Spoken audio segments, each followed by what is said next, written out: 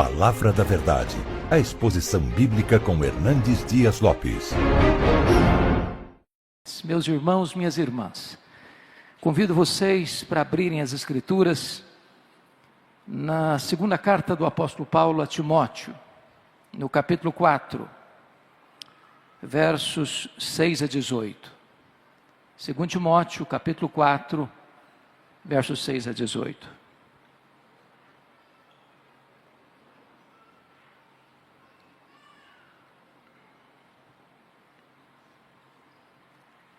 Paulo escreveu esse texto já no corredor da morte, já sentenciado à morte.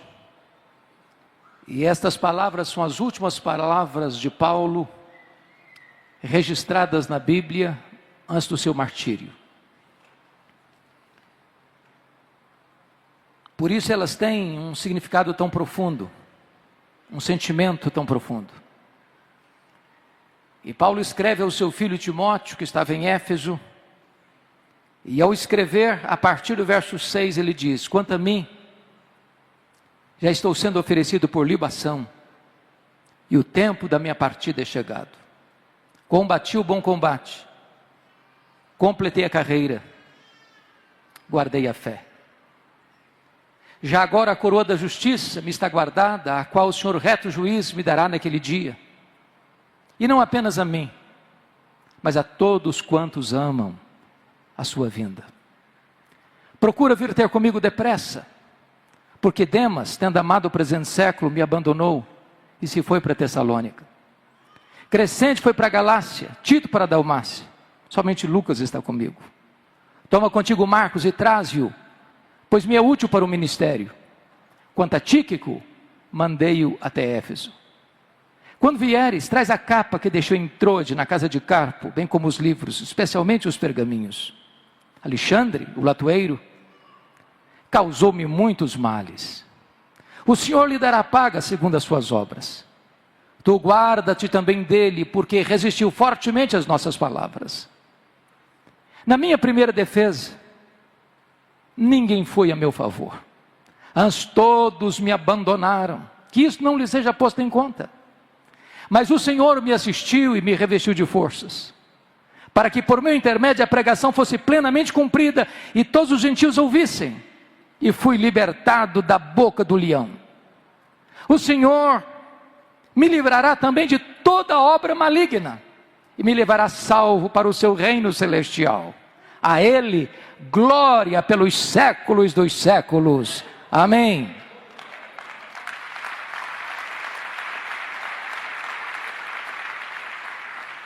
Eu peço licença a vocês para só voltar nesta passagem, já na conclusão da minha fala. Meu propósito nesta noite é apresentar a vocês o apóstolo Paulo. Quem foi este homem?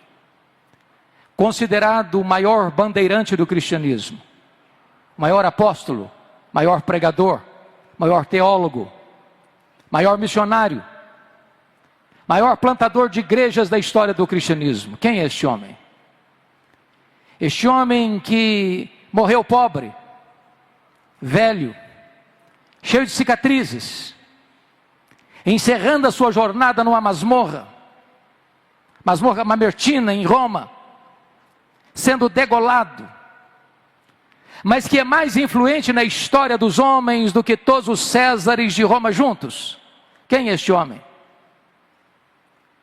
Que plantou igrejas nas províncias da Galácia, da Macedônia, da Acaia, da Ásia Menor, que de Jerusalém o Ilírico pregou o Evangelho e espalhou a mensagem da esperança. Quem é este homem? Eu gostaria de apresentar a vocês nesta noite este homem. A sua história começa lá em Filipenses capítulo 3, versos 5 e 6, quando diz que ele foi circuncidado ao 8º dia, da linhagem de Israel, da tribo de Benjamim, hebreu de hebreus, quanto à lei fariseu, quanto ao zelo perseguidor do Evangelho. Ele era uma espécie de judeu puro sangue. Somos informados em Atos dos Apóstolos, capítulo 22, verso 3, que ele nasceu em Tarso da Cilícia, portanto, cidadão romano por direito de nascimento. E que foi enviado a Jerusalém para estudar aos pés do grande mestre Gamaliel, neto do famoso Rabino Hillel, para transformar-se num grande líder do judaísmo do seu tempo. Sabemos também, à luz de Gálatas 1,14, que dentre os seus pares ele se destacou, pela sua inteligência, pela sua personalidade, pela sua liderança. Ele se fortaleceu. E ele era certamente a figura mais destacada para representar o judaísmo do seu tempo. Mas curiosamente, ao mesmo tempo que Saulo se fortalecia em Jerusalém, um outro rabino também crescia em Israel. Não na decantada Jerusalém, centro cultural do saber teológico do seu tempo, mas na pequena Nazaré, desprezada Nazaré. Não galgando os degraus de uma academia teológica, mas com as mãos calejadas na urdidura de uma faina pesada de uma carpintaria. O rabino da Galileia, aos 30 anos de idade, vai ao Jordão e é batizado por João Batista e dá início ao seu ministério. E diz a Escritura que ele pregava, não como pregavam os escribas e fariseus, mas pregava com poder e autoridade, porque os cegos viam, os mudos falavam, os surdos ouviam, os coxos andavam, os leprosos eram purificados, os mortos ressuscitavam. Ele começa a ser caçado, vigiado e perseguido pelas autoridades religiosas de Jerusalém. Os escribas e fariseus caçavam-no, procuravam-no, perseguiam-no. Com uma trama, com uma conspiração traidora, prenderam-no em Jerusalém.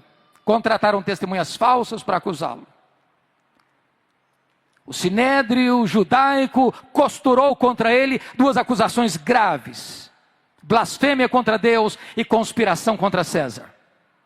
Levaram-no ao pretório romano e o governador romano Pôncio Pilatos, contra sua consciência, o condena à morte e morte de cruz. Crucificaram-no, sepultaram-no para alívio do sinédrio judaico. Entretanto, no primeiro dia daquela semana seguinte, um fato aconteceu. O túmulo do Rabi da Galileia foi aberto de dentro para fora. Ele ressuscitou.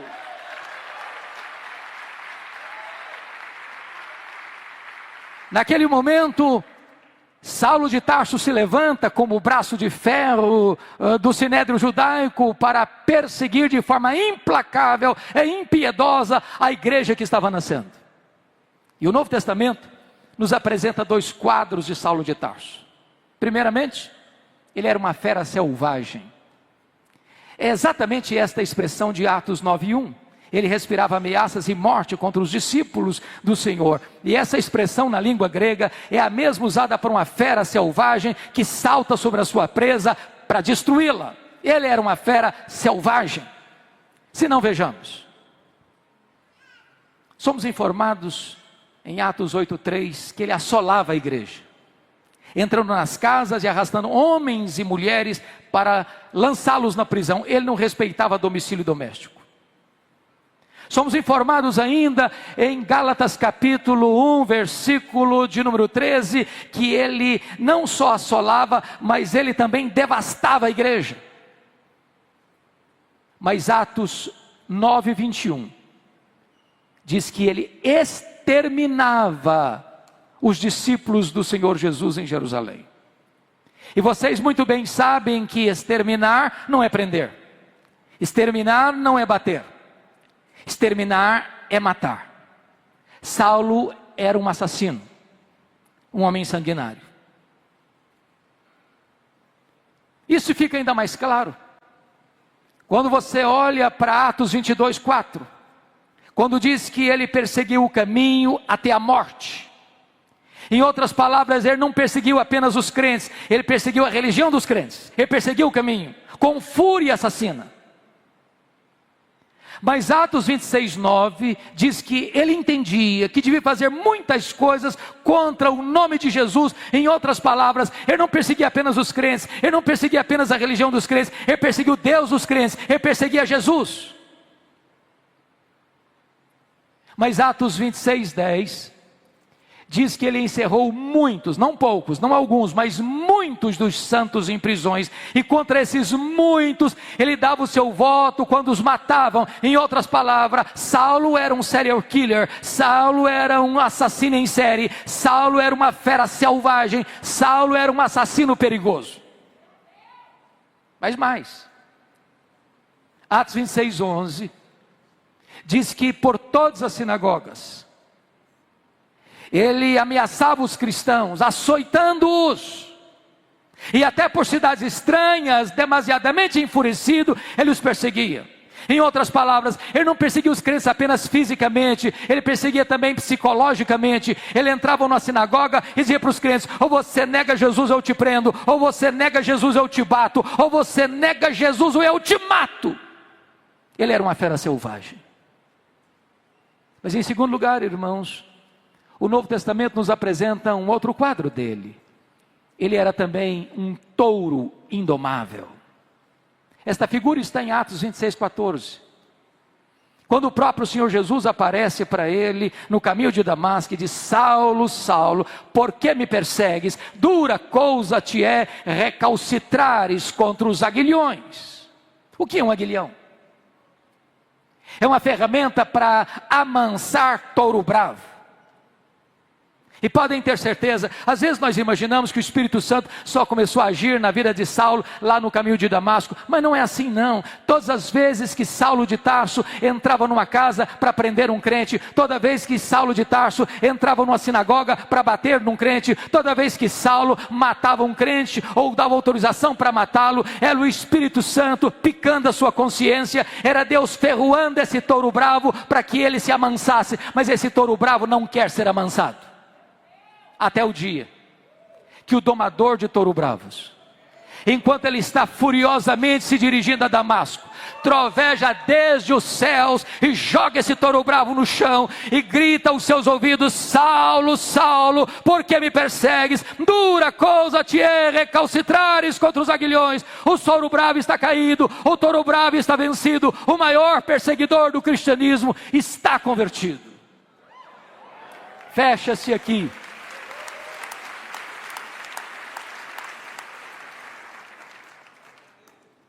Fecha-se aqui o primeiro capítulo da sua vida. Abre-se um novo capítulo. A preparação de Saulo para o ministério. Diz a Bíblia que ele ficou cego no caminho de Damasco. Foi conduzido para a casa de Judas, na rua direita em Damasco. Quando Atos 9:13 diz que o Senhor aparece para Ananias e diz: Ananias, vai à rua direita, à casa de Judas, e põe as mãos sobre Saulo, para que ele volte a enxergar. E Ananias disse para o Senhor: mas eu tenho ouvido de tanta gente quantos males tem feito este homem aos teus santos em Jerusalém.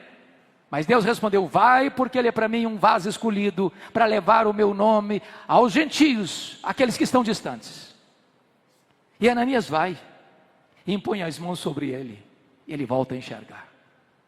Ele fica cheio do Espírito Santo, e ele se levanta e é batizado. Agora eu peço que você abra sua Bíblia comigo em Atos 9:20, por gentileza.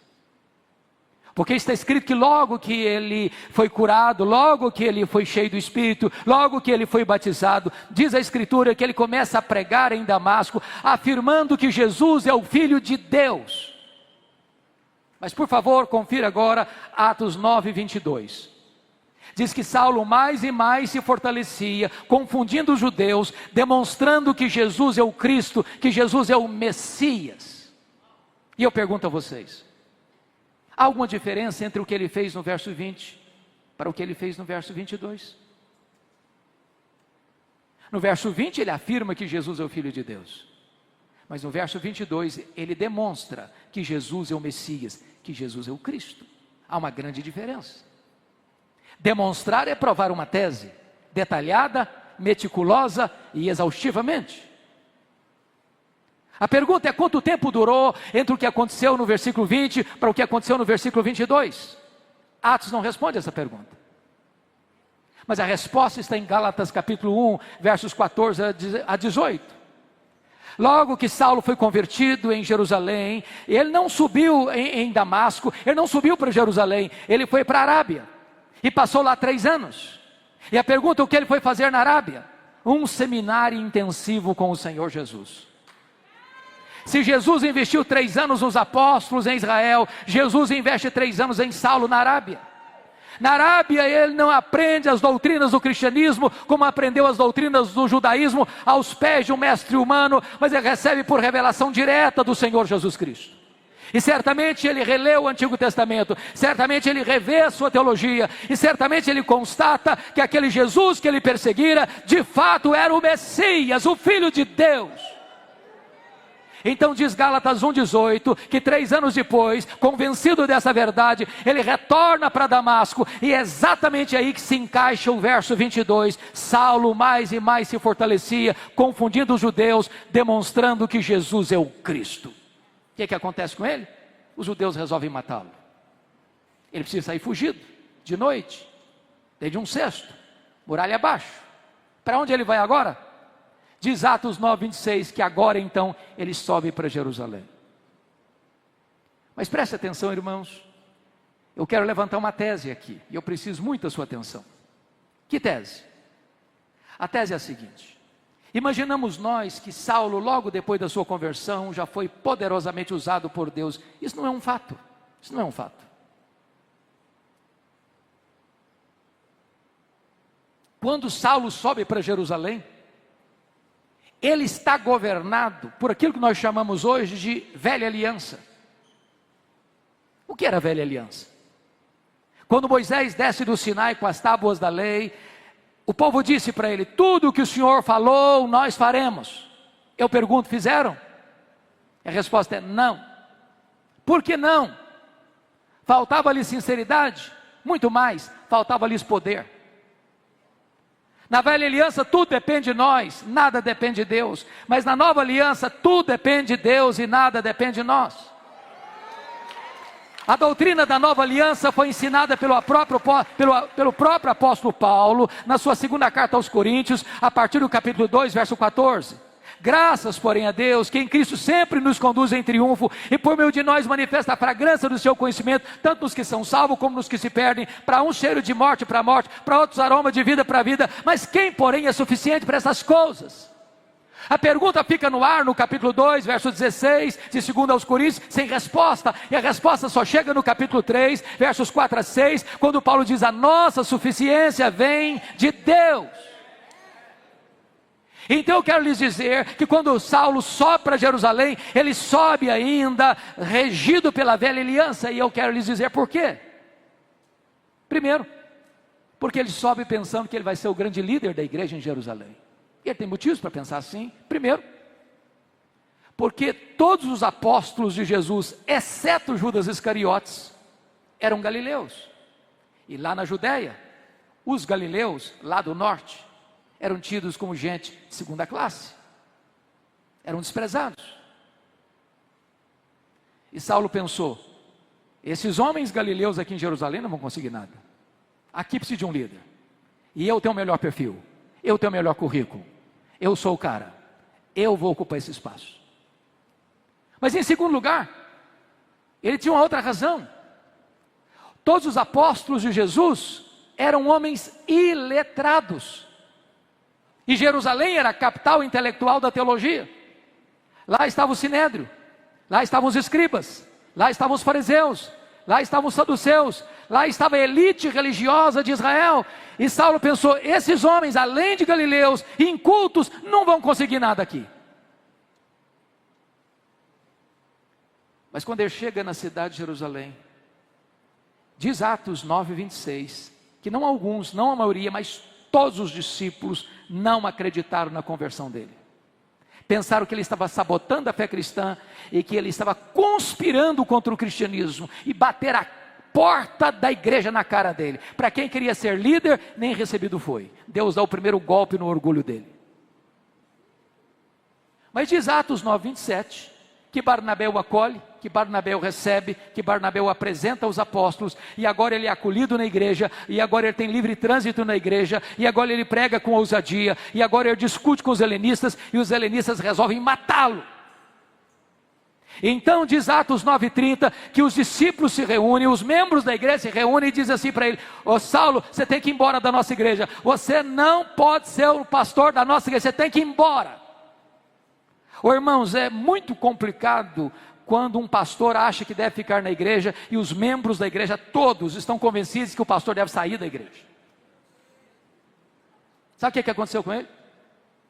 Ele não foi embora. Mas diz Atos 22, versos 17 a 19, aliás 17 a 21, que não foram apenas os membros da igreja que queriam que ele fosse embora, não. O próprio Deus apareceu para ele e disse para ele: vai embora de Jerusalém, que eles não vão te ouvir. Ora, irmão, ser mandado embora de uma igreja pela liderança da igreja ou pelos membros da igreja é uma coisa, mas ser mandado embora da igreja pelo próprio Deus, parece que não resta mais opção. Sabe o que aconteceu com ele? Ele não foi embora. Ao contrário, no versículo 18, 19, ele começa a argumentar com Deus, ele começa a dizer para Deus: ó Deus, eu persegui a igreja aqui, eu até era testemunho quando Estevão foi apedrejado, eu guardei as vestes daqueles que o apedrejaram. Sabe o que ele está dizendo para Deus? Deus, o senhor pensa melhor, o senhor pensa direito, o senhor não pode cometer esse erro estratégico. Eu sou um cara insubstituível aqui. Se eu for embora dessa igreja, essa igreja não prospera. Essa igreja precisa de mim, eu tenho o melhor currículo, eu tenho o melhor preparo, eu tenho a melhor performance para liderar a igreja aqui em Jerusalém. Sabe o que aconteceu? Deus não mudou, foi Saulo quem teve que mudar e mudar-se, porque Deus diz: vai! Sabe o que aconteceu com ele? Ele não foi. Volte os olhos comigo para Atos 9:30. Diz Atos 9:30 que os discípulos se reuniram e levaram Saulo de Jerusalém para Cesareia. Preste atenção, ele não foi, ele foi levado, ele não saiu, saíram com ele. Ele saiu de Jerusalém como Ló saiu de Sodoma, a reboque. Mas o levaram para onde depois? Para Tarso. Onde era Tarso? A cidade que ele nasceu. Sabe o que Deus está dizendo para esse cara que se acha insubstituível? Meu filho, se você pensa que eu preciso de você, você está muito enganado, é você que precisa de mim. Então faça-me o favor, arrume as malas e volte para casa. Sabe o que Deus está fazendo? Deus está trabalhando nele, para depois trabalhar através dele, porque Deus está mais interessado em quem você é, do que no que você faz.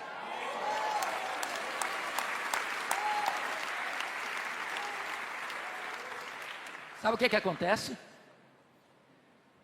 O homem que queria ser líder fica 10 anos no molho, no anonimato, longe dos holofotes, em Tarso, completamente apagado. Ele precisava primeiro aprender que tudo depende de Deus, nada depende de nós. Mas o pior não tinha acontecido, não. O pior está em Atos 9:31. Diz que quando Saulo foi embora da igreja de Jerusalém, a igreja passou a crescer e a ter paz. Você quer coisa pior para um pastor do que isso? O dia que ele vai embora da igreja, todos os problemas da igreja se resolvem e a igreja explode em crescimento. Pois bem, queridos, Atos 11 diz que houve um avivamento, um grande despertamento lá em Antioquia da Síria, a terceira maior cidade do mundo. A igreja de Jerusalém manda para lá Barnabé. E diz Atos 11:25 que quando Barnabé chegou, lembrou-se de Saulo, foi lá em Tarso buscar Saulo, e durante um ano eles ensinaram a grande multidão a palavra de Deus em Antioquia. E depois de um ano de ensino da palavra de Deus, o Espírito Santo aparece para a igreja e diz: agora separai-me a Barnabé e a Saulo para a obra a que os tenho chamado. Preste atenção a quem o Espírito Santo mandou separar. Não foi Saulo e Barnabé, foi Barnabé e Saulo. Você já foi reserva alguma vez? Já andou na sombra de alguém alguma vez? Ele não era o líder, ele era o liderado. Deus ainda estava trabalhando nele, para depois trabalhar através dele. Até que chegaram em Pafos. João Marcos está com eles, o primo de Barnabé, como auxiliar dos dois missionários. E o procônsul se interessa pelo evangelho, mas o seu mágico, a tiracolo, quer impedir o governador de ouvir a palavra e ser convertido, porque se o governador se convertesse, ele perdia o emprego de mágico. E quando Saulo percebeu a artimanha do mágico, olhou para ele e disse: ó servo do diabo, até quando perverterás os retos caminhos de Deus? Pois ficarás cego, e o mágico fica cego, e os olhos espirituais do governador são abertos. E a partir dali, Saulo deixou de usar o seu nome judaico Saulo, para usar o seu nome romano Paulo, e a partir dali ele se transforma no maior líder do cristianismo. Diz a Bíblia em Atos 13:13 que esse jovem João Marcos deixa os 2 missionários em perto da Panfilha e retorna à casa da sua mãe. Talvez porque, segundo os historiadores e os estudiosos, perto da Panfilha era uma região alagadiça, pantanosa, com forte incidência de malária, e muito provavelmente Paulo pega uma malária aqui, porque consta a Bíblia lá em Gálatas 4, que Paulo pregou o evangelho pela primeira vez na Galácia por causa de uma enfermidade física. Não consta que Paulo tenha saído doente de Antioquia da Síria, mas consta que ele chegou lá na Galácia, lá nas montanhas do Cáucaso, doente. Talvez seja isso o espinho na carne. Mensageiro de Satanás para lhes bofetear, a fim de que ele não se ensoberbecesse. E então ele deixa essa região alagadiça e pantanosa e sobe as montanhas do Cáucaso para pregar o evangelho em Antioquia da Pisídia, Icônio, Derbe, Listra. Ele prega com poder, mas tem luta, tem lágrimas. Ele é apedrejado em Listra, mas deixa igrejas plantadas, lideranças estabelecidas. Quando ele retorna da sua primeira viagem missionária, diz Atos 14:27, que reunida a igreja, testemunharam quantas coisas fizera Deus, e como Deus abrira a porta do evangelho para a pregação. Meus irmãos, nota de rodapé: tem espaço para testemunho na igreja, mas não tem espaço para promoção humana na igreja. Paulo não relatou quantas coisas fizeram eles, mas quanta coisa fizera Deus. Quem faz a obra é Deus. Nós somos apenas os seus cooperadores. Agora preste atenção: não tem crescimento de igreja sem luta. Não tem. Porque Atos 15:1 diz que logo que os gentios começaram a se converter, os membros da seita dos fariseus desceram de Jerusalém e começaram a dizer para os crentes gentios: se vocês não se circuncidarem, vocês não poderão ser salvos. Ora, mas isso não é evangelho? Isso é dizer que a graça não é suficiente? Isso é afirmar que sua fé em Cristo não é suficiente? Isso é agregar à graça algo mais? E é preciso dizer que você não é salvo pelas obras, você não é salvo pela fé, mas as obras, você é salvo só pela fé que produz obras. As obras não são a causa da sua salvação, as obras são a evidência da sua salvação. Então, se a teologia não está boa, não adianta fazer missões. Quanto mais se prega, pior fica. E foi necessário então convocar um concílio para resolver o problema doutrinário da igreja, e está isso em Atos 15.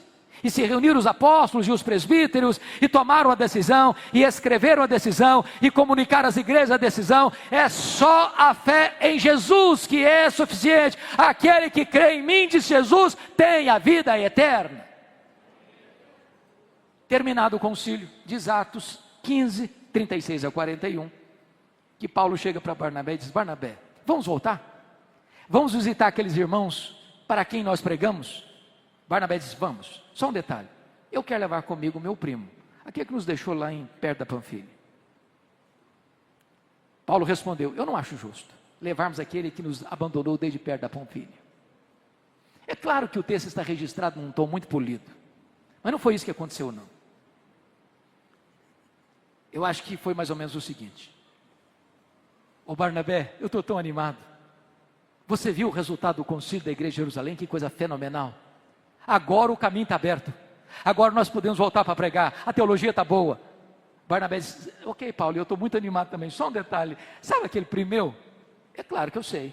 Pois é, aquele que nos deixou lá em perto da Panfilha. Eu, claro que eu sei. Pois é, ele está querendo voltar com a gente. Paulo fechou a cara. Você está de brincadeira, né, Barnabé? É verdade, ele quer ir com a gente. Comigo ele não vai. Comigo ele não vai de jeito nenhum. Não, Barnabé, o Paulo, mas ele cresceu, amadureceu, ele está melhor agora. Comigo ele não vai.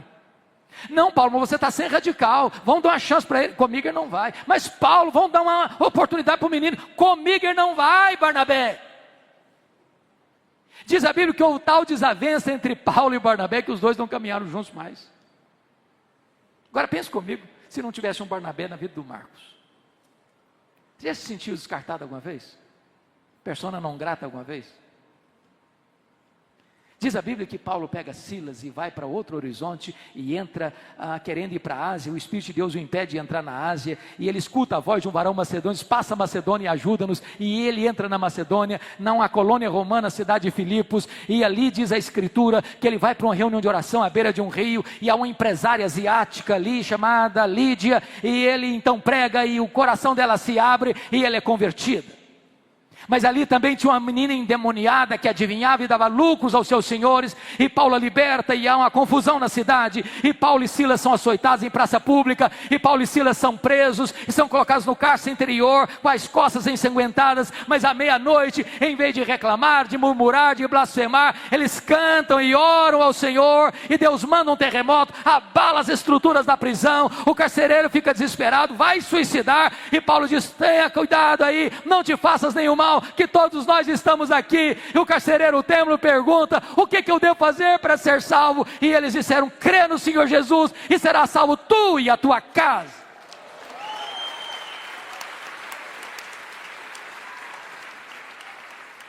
Eles deixam a igreja organizada em Filipos, e eles vão para a capital da Macedônia, a cidade de Tessalônica, e deixam a igreja plantada, e ali tem tumulto, e eles são escorraçados na cidade, e eles vão para Bereia, e deixam a igreja modelo, e eles são expulsos dali, e ele precisa fugir para Atenas às pressas, e ele chega na capital intelectual do mundo, e prega a palavra de Deus, e ele sai de Atenas e vai para Corinto, onde fica 18 meses, e planta uma igreja.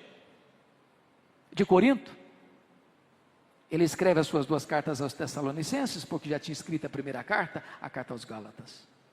Depois de 18 meses, ele vai para Éfeso, na terceira viagem, passa 3 anos, experimenta um grande avivamento. Irmãos, quando eu leio Atos 19, o meu coração pulsa, e pulsa muito. Sabe por quê? Éfeso era uma capital de uma província, uma metrópole. Tinha 300 mil habitantes na época. Hospedava uma das 7 maravilhas do mundo antigo, o templo da grande deusa Diana. 4 vezes maior do que o Partenon de Atenas. A cidade era idólatra. A cidade era marcada por ocultismo. E Paulo chega ali, em 3 anos, sem os meios de comunicação que nós temos, de rádio, televisão, jornais, bíblias impressas, mídias sociais. E em 3 anos, a idolatria recua. A feitiçaria entra em colapso, a palavra de Deus prospera, igrejas são plantadas em toda a província: Esmirna, Pérgamo, Sardes, Filadélfia, Tiatira, Laodiceia, Colossos, Hierápolis.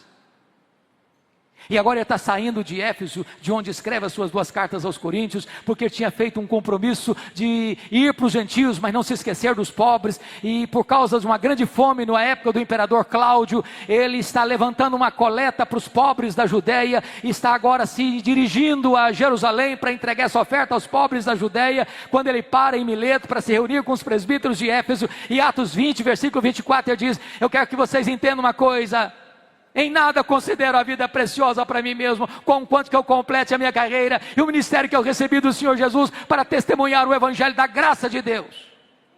E quando ele chega em Jerusalém, como ele mesmo havia pensado, e o Espírito Santo a ele revelado, que esperava a ele cadeias e tribulações, quando ele embarca e chega em Cesareia Marítima, o profeta Ágabo o prende com um cinto e diz: é isso que eles vão fazer com você em Jerusalém? Ele diz: eu estou pronto não só a ser preso, eu estou pronto a morrer por Jesus em Jerusalém.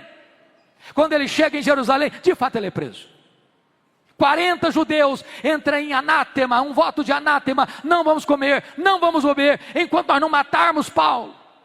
A notícia vaza, chega ao sobrinho de Paulo, é comunicado ao comandante, ele é trasladado naquela noite, sob forte escolta militar, de Jerusalém para Cesareia Marítima, onde estava o quartel-general de Roma em Israel, e fica 2 anos ele preso, sob a égide dos imperadores Félix e Festo.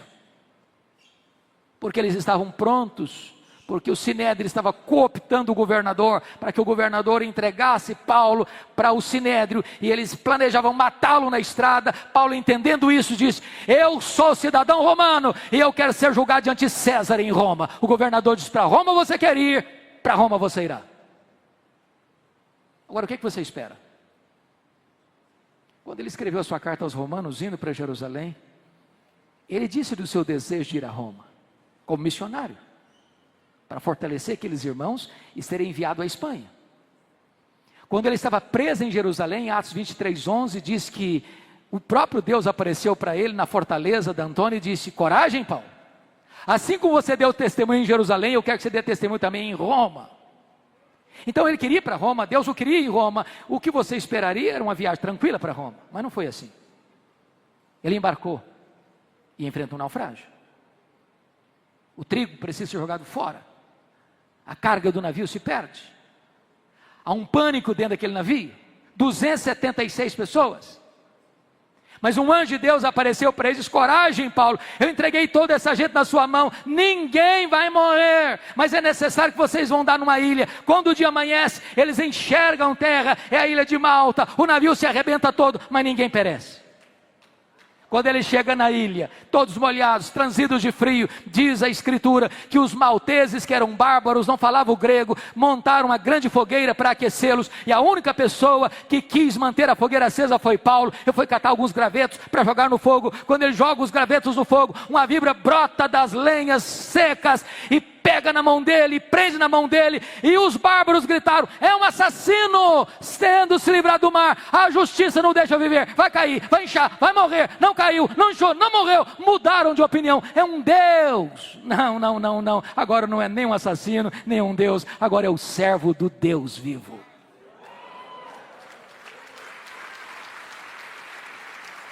Na verdade, não foi a tempestade que levou Paulo para a ilha de Malta, foi a mão da providência divina. O governador estava doente, pai do prefeito. E diz a escritura que Paulo orou por ele, ele foi curado. Os demais enfermos vieram e Paulo orou por eles, eles foram curados. Passados 3 meses do inverno rigoroso, suprindo todas as necessidades de Paulo, mandaram-no para Roma, com todas as suas necessidades supridas. Mas ele chega em Roma não como quisera chegar, ou sonhara chegar. Ele chega preso e algemado. E ele passa 2 anos nessa prisão, nos idos de 61, 62. Mas, amados irmãos, ele vai escrever na igreja aos Filipenses, capítulo 1, versículo 12, algo surpreendente. Ele diz assim: meus irmãos, eu quero que vocês saibam que as coisas que me aconteceram têm antes contribuído para o progresso do Evangelho. E eu posso perguntar: mas que coisas são essas, Paulo? E a escritura nos responde: eu fui perseguido em Damasco, eu fui rejeitado em Jerusalém, eu fui apedrejado em Listra, eu fui açoitado em Filipos, eu fui escorraçado em Tessalônica, eu fui enxotado de Bereia, eu fui chamado de tagarela em Atenas, eu fui chamado de impostor em Corinto, eu enfrentei feras em Éfeso, eu fui preso em Jerusalém, eu fui acusado em Cesareia, eu enfrentei um naufrágio para Roma, eu fui picado por uma cobra em Malta, eu cheguei em Roma preso e algemado. Mas eu quero que vocês saibam que as coisas de Deus, o projeto de Deus é que está se cumprindo na minha vida. Essas coisas cooperaram para o progresso do Evangelho. Em outras palavras, Paulo não crê em acaso, Paulo não crê em sorte, Paulo não crê em azar, Paulo não crê em misticismo, Paulo não crê em olho gordo. Ele sabe que a mão de Deus dirige o seu destino.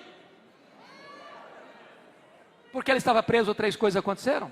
Primeiro, a igreja foi mais encorajada a pregar. Quando os crentes viram Paulo preso, trabalhando, eles se mexeram.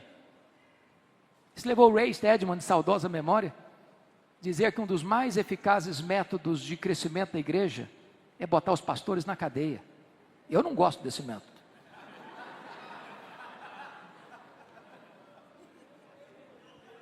Porque Paulo estava preso, diz ele, toda a guarda pretoriana tomou conhecimento das minhas cadeias em Cristo. Em outras palavras, o que era a guarda pretoriana? Era a guarda de elite do imperador. Eram 16 mil soldados de escol, da mais alta potência do império.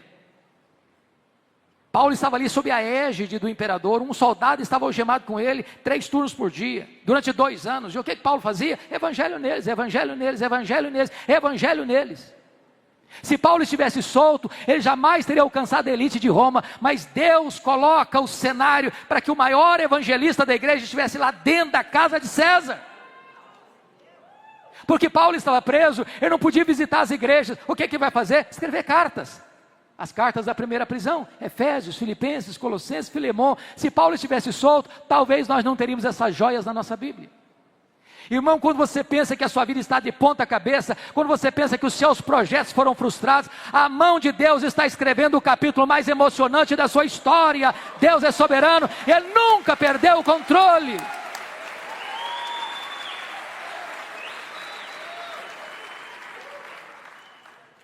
Dessa primeira prisão, Paulo orou para sair.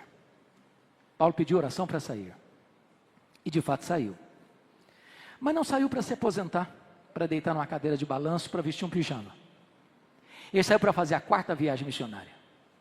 Ele deixou Tito em Creta, ele deixou Timóteo em Éfeso, muito provavelmente já foi à Espanha, como era seu projeto. Mas no interregno da primeira para a segunda prisão, um fato acontece, trágico fato acontece. No dia 17 de julho do ano 64, a cidade de Roma, a capital do império, a mais rica, mais populosa, mais poderosa cidade, com mais de 1 milhão de habitantes, é incendiada.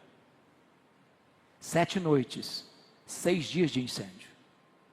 E Nero, o imperador, o verdadeiro incendiário, assiste o espetáculo macabro do alto da torre de Mecenas, vestido de ator, tangendo a sua lira. Quando o incêndio acabou, dos 14 bairros de Roma, 10 deles devastados pelas chamas, um fato acontece muito curiosamente. Os 4 bairros que não foram atingidos pelas chamas eram densamente povoados por judeus e cristãos. Isso deu a Nero um álibi para botar a culpa do incêndio de Roma nos cristãos. Faltou madeira para fazer cruz, tamanha quantidade de crentes crucificados. Quando não tinha mais madeira, os crentes eram cobertos de piche, amarrados nos postes e queimados vivos para iluminar as noites de Roma. A essas alturas, Paulo é o grande líder do Ocidente. E ele é procurado, e ele é caçado. Até que botam a mão nele. Talvez em Troade, na casa de Carpo. Não deu sequer para pegar sua capa, seus livros, seus pergaminhos. E agora ele é jogado na masmorra Mamertina, um lugar úmido, frio, insalubre, nauseabundo, de onde as pessoas saíam leprosas ou para o martírio. Pois foi desta masmorra que ele escreve a sua última carta. Porque as 2 cartas, 1 Timóteo e Tito, ele escreveu no interregno da primeira para a segunda prisão. E agora eu peço que você abra sua Bíblia no texto que eu li no começo, para nós encerrarmos. Eu pergunto a vocês, como é que esse homem se sente? Depois de ter sido o grande bandeirante do cristianismo, encerrando a sua biografia, uma masmorra. Acusado. Ele não está preso como um apóstolo, ele está preso como um bandido. É o que ele diz no capítulo 2, verso 9. Acusado de malfeitor. Ele está preso e todos os da Ásia o abandonaram. Ele está preso e até Timóteo está com vergonha dele. Ele está preso e na primeira audiência de sua defesa, ninguém foi a seu favor, antes todos o abandonaram. E então ele é julgado à revelia de qualquer testemunha a seu favor, e ele sai daquela audiência condenado à pena de morte. Por ser cidadão romano, ele não foi crucificado como foi Pedro, ele foi degolado. Mas antes de fechar as cortinas, ele vai dar o seu testemunho. Primeiramente fazendo uma avaliação do seu passado no versículo de número 7. Combati o bom combate, completei a carreira, guardei a fé. Ele vai fazer uma avaliação do seu presente no versículo 6. Quanto a mim, já estou sendo oferecido por libação e o tempo da minha partida é chegado. Ele vai fazer uma avaliação do seu futuro no versículo 8. Já agora a coroa da justiça me está guardada, a qual o Senhor reto juiz me dará naquele dia, e não apenas a mim, mas a todos quantos amam a sua vinda. Esse homem está no corredor da morte, mas esse homem tem segurança, esse homem tem serenidade, esse homem tem convicções inabaláveis. Agora preste atenção nisso. Ele não é um super-homem. Ele é um homem que tem sentimentos, que enfrenta dramas. E ele vai repartir conosco esses dramas. Primeiramente o drama da solidão, no versículo 9. Procura vir ter comigo depressa. Gente precisa de Deus, mas gente precisa de gente. Segundo, ele vai enfrentar o drama do abandono, no versículo 10. Demas me abandonou. Não é fácil ser abandonado no final da vida. Não é fácil ser abandonado por aqueles em quem você tanto investiu. Terceiro, ele vai enfrentar o drama da traição. No versículo de número 14. Alexandre o Latueiro causou-me muitos males. Quarto, ele vai enfrentar o drama das privações, no versículo de número 13. Quando você vier, traz a capa que deixei em Troade, na casa de Carpo. Tem como os livros, especialmente os pergaminhos. E ele está enfrentando 3 privações. Primeiro, privação emocional, ele está precisando de gente do lado dele. Segundo, privação mental, ele precisa ler. Ele não sabe viver sem ler. Ele está morrendo, mas quer estudar. Isso me envergonha, porque tem muita gente que vive a vida inteira sem estudar nada. E Paulo está morrendo e quer estudar mais. Mas ele está enfrentando privação física. Você sabe que na chegada do inverno em Roma, chega a temperaturas abaixo de 0. E dentro de uma masmorra é tão frio lá quanto aqui fora. E você sabe que gente velha sente mais frio do que gente nova. E aquele que é o maior apóstolo, o maior pregador, o maior missionário da história da igreja, não tem sequer uma capa velha para usar na chegada do inverno. E ele está animado com a vida, enquanto muita gente aqui hoje, talvez, com casa boa, com roupa nova, com mesa farta, está murmurando e reclamando da vida. Mas esse homem enfrenta o maior de todos os dramas. No versículo 6 ele diz, na minha primeira defesa, ninguém foi a meu favor. Este é o drama da ingratidão. Mas sabe o que me encanta? E eu encerro aqui. É que no versículo 17, ele diz assim, mas o Senhor me assistiu. E me revestiu de forças. Para que por meu intermédio a pregação fosse plenamente cumprida e todos os gentios a ouvissem. O que está empolgando esse homem não é ficar livre da prisão, não é enfrentar o martírio. Ele só tem uma bandeira que está desfraldada em sua alma, só tem uma verdade que aquece o seu coração, é que esta palavra seja pregada. O Senhor me assistiu e me revestiu de forças. Só precisa ser revestido de forças quem está fraco. Ele é homem, ele é humano, ele precisa de força. E quando você está com seu tanque vazio, quando você está andando na reserva, vem o Senhor Deus e enche o seu tanque, e enche o seu coração de esperança, e diz, meu filho, eu estou junto com você. Oh, amados irmãos, quis a providência de Deus que não estivesse registrado na Bíblia o momento final da sua vida.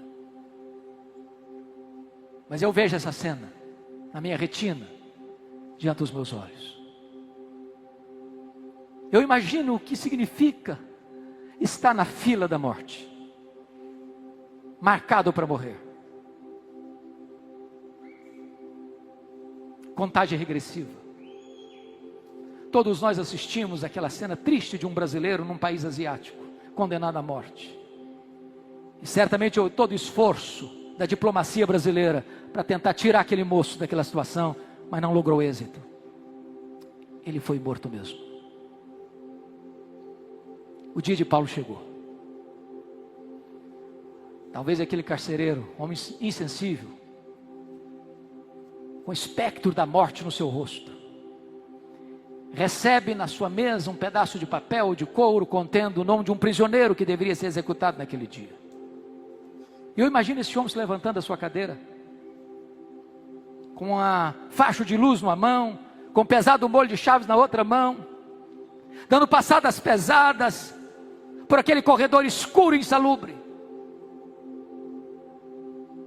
Eu imagino aquele homem chegando na porta daquela masmorra e gritando naquela escuridão adentro: prisioneiro Paulo, prisioneiro Paulo, prisioneiro Paulo. E lá do fundo da masmorra o velho responde: sou eu estou aqui. Ele é acorrentado, ele é arrancado daquela masmorra, e ele atravessa aquele corredor escuro, e ele é levado ao local da sua execução. Ele era o prisioneiro mais importante daquela masmorra, porque acusado do crime mais grave, o incêndio de Roma, a liderar os incendiários de Roma. Muito provavelmente, o executor perguntou: você quer dizer algumas palavras antes de morrer? Talvez esperando que Paulo pudesse expor a sua dor, a sua mágoa, a sua revolta diante de tantas injustiças sofridas. Mas o velho apóstolo respondeu: sim, eu quero dizer algumas coisas. E naquele momento, muito provavelmente, ele levanta os olhos aos céus e diz a ele, ao Senhor Jesus: glória pelos séculos dos séculos, amém. Botou a cabeça no cepo. A espada de Roma tosou-lhe a cabeça. Cabeça para um lado, corpo para o outro. Tombou na terra como um mártir. Foi recebido no céu como um príncipe. É este homem que diz para você hoje, nesta noite: sede meus imitadores, como eu sou de Cristo. Amém. Palavra da Verdade, a exposição bíblica com Hernandes Dias Lopes.